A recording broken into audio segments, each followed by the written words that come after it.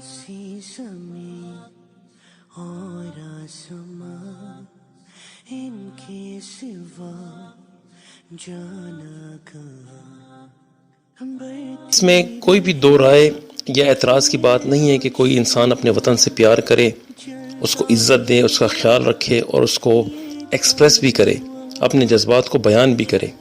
یہ نیچرل ہے، قدرتی ہے کہ جس جگہ انسان پیدا ہوتا ہے یا رہتا ہے اس سے لگاؤ ہو جاتا ہے، انس ہو جاتا ہے، محبت ہو جاتی ہے.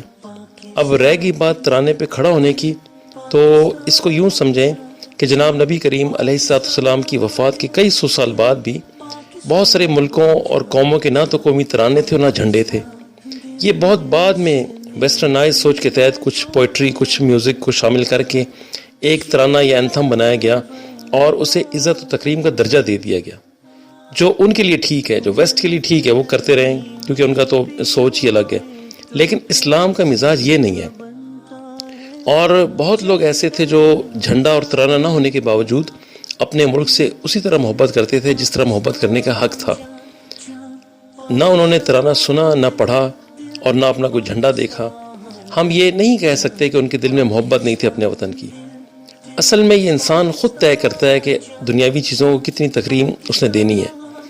اب آپ نے اپنے ارد گرد دیکھا ہوگا کہ اس ملک کے کرپٹ اور لالچی حکمران دل پہ ہاتھ رکھ کر کھڑے ہو کر ترانہ سنتے ہیں اور سلوٹ کرتے ہیں جھنڈے کو، اور ان کی آنکھوں سے پانی رواں ہوتا ہے.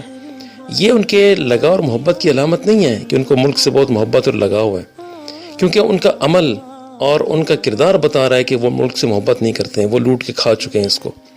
اور یہ جو سلام کرنا ہے، سلوٹ کرنا ہے اور اس ترانہ کھڑے ہو کے سننا ہے، یہ ایک فارمیلٹی ہے ان کے لیے. اب اگر کسی کو محبت کا دعویٰ ہے کہ وہ اپنے ملک سے بہت محبت کرتا ہے، تو وہ پھر اس کا ثبوت کیسے دے گا؟ وہ دیانتدار رہے گا، کردار کا اچھا رہے گا، جس شعبے میں وہ کام کر رہا ہے اس کے ساتھ مخلص رہے گا، امانت کا، دیانت کا مظاہرہ کرے گا اور صحیح اپنے حقوق کی پاسداری کرے گا، اپنی وفاداری کی پاسداری کرے گا اور ملک کو کسی نہ کسی درجے میں اپنی محبت کا نذرانہ پیش کرتا رہے گا. یہ اس سے بلکہ بہت زیادہ بہتر ہے جو صرف ترانے پہ کھڑا ہوتا ہے اور باقی اس کی زندگی ملک کو نقصان پہنچانے میں گزری ہوتی ہے. دوسرا، ہم نے خواہ بہت ساری چیزوں کو زبردستی کمپیئر کرنا شروع کر دیا ہے. اب یہ اذان اور ترانے کا کوئی میچ ہو ہی نہیں سکتا ہے.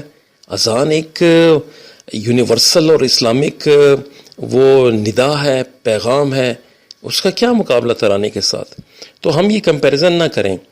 ہمارے لیے تو اذان ایک بڑا ایمانی درجہ ہے، ایمان کا ایک لیول ہے اور ہماری محبت ہے، اور اذان کے لیے حکم ہے کہ اس کو توجہ سے سنا جائے اور جیسا مؤذن کہے ویسا الفاظ دہرائے جائیں، اور پھر اس کے بعد دعا پڑھی جائے، نبی پاک علیہ السلام پہ درود و سلام بھیجا جائے اور ان کے لیے وسیلے کی دعا کی جائے، اور پھر اس کے بعد جو دعا مانگی جائے وہ قبول بھی ہوتی ہے. اور پھر گفتگو کر رہے ہوں یا کام کر رہے ہوں تو چھوڑ کے اذان سننی چاہیے. بڑے آداب ہیں اس کے.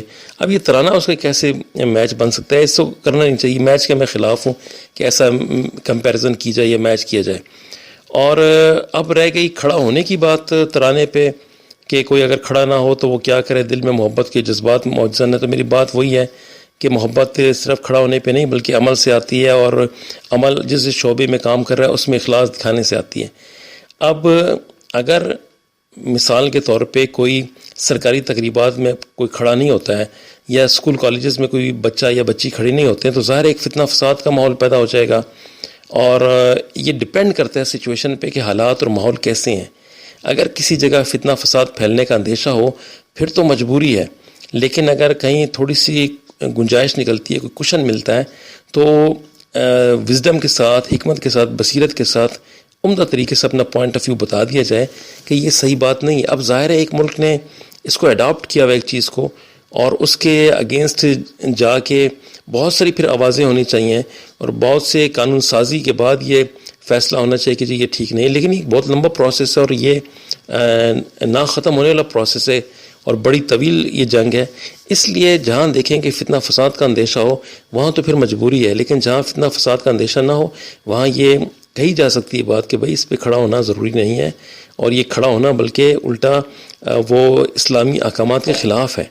تو یہ کل میرا موقف تھا جو میں بیان کرنا چاہ رہا تھا. وہ ٹیکسٹ میں سمجھایا نہیں جا رہا تھا. سو اس کے لیے